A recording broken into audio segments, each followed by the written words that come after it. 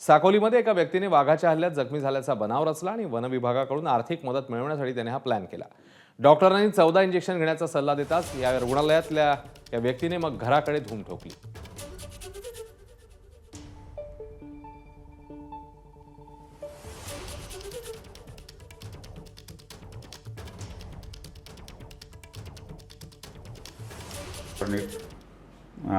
पेशंटला सांगितले हे वाघाजन जर तुला घोरपडला आहे तर तुला पॉयझन होण्याची शक्यता आहे, त्याकरता मला 14 इंजेक्शन तुला लावावं लागेल रॅबिजचे।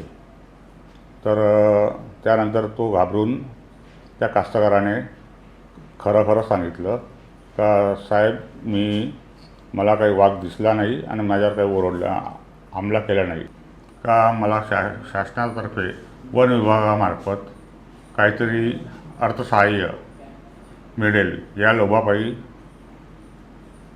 मी हे सर्व अफवा फैलवली। वाघाने हल्ला केला अशी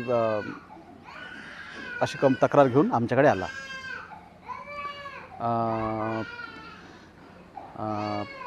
परंतु त्याच्या जखमा पाहता पोटावर फक्त ओरबडल्यासारख्या जखमा होत्या आणि त्या फक्त वरवर होत्या, सुपरफिशियल होत्या, आतमध्ये खोल नव्हत्या।